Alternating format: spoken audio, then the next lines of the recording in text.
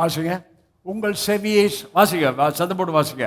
உங்கள் செவியை சாய்த்து என்னிடத்தில் வாருங்கள், கேளுங்கள், அப்பொழுது உங்கள் ஆத்துமா பிழைக்கும். உங்கள் செவியை சாய்த்து என்கிட்ட வாருங்க. இப்பெல்லாம் உங்கள் செய்தியை கேட்கறது தான் அவ்வளோ முக்கியம். உங்கள் செவியை சாய்த்து என்கிட்ட வாருங்க, கேளுங்கள், அப்பொழுது உங்கள் ஆத்துமா. இப்போ கேட்டுட்டு இருக்கிறீங்க, எவ்வளவு கவனமாக கேட்குறீங்களோ அப்போ உங்கள் எண்ணத்தில் ஒரு பெரிய பலன் உண்டாகிறது. ஏற்கனவே சொல்லிக்கிறேன், மறுபடியும் சொல்கிறேன். ஒரு ஸ்கூலில் டீச்சரு டீச் பண்ணிட்டு இருக்கிறப்ப அவர் நல்ல டீச்சர், நல்லா புரியும்படி, இப்போ நான் புரியும்படி பேசுகிறேன் பாருங்க, அது மாதிரி பேசிகிட்டே இருக்கிறாரு. ஆனாலும் அதில் பாருங்க, அதில் ஏற்கனவே ஒரு 30% 20% பாய்ஸ் கேர்ள்ஸ் தான் அதை கவனமாக கேட்குறாங்க. கேட்குறப்ப மனசை உருவப்படுத்தி கேட்குறாங்க.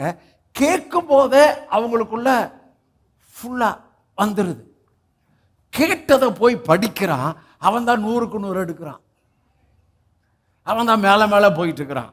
அதை போல் இங்கே பேசுகிற செய்தியை உங்கள் எண்ணத்தை இங்கே வச்சு கவனமாக கேட்டால் 100க்கு 100 ஆசீர்வாதம் உங்கள் பகுதிங்க.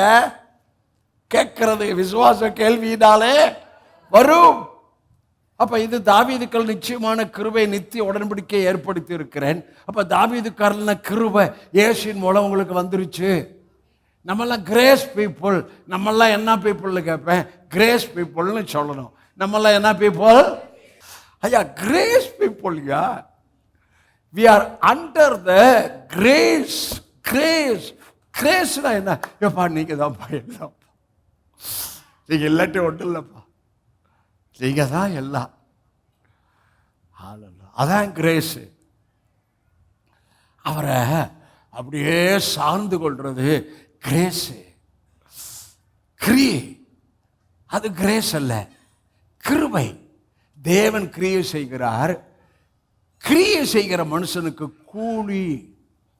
ஆனால் கிருபையை சார்ந்து கொள்றவனுக்கு எல்லாம் நீங்கள் தான் டாடி, நீங்கள் நிச்சயமாக எனக்கு செஞ்சுருக்கிறீங்க டாடி, இனிமே அது வெளிப்பட போகுதப்பா அப்படின்னு சொல்லி தோத்திரம் பண்ணிக்கிட்டே இருக்கிறீங்க பாருங்க. அதான் கிரேஸுடைய அட்ரிபியூட், அட்டிடியூட். ஹல்லேலூயா. கிரேஸை முழுமையாக புரிஞ்சுக்கிட்டா கலங்கவே மாட்டீங்க. அவர் பார்த்துக்குவார், ஃப்ரீயாக இருப்பீங்க.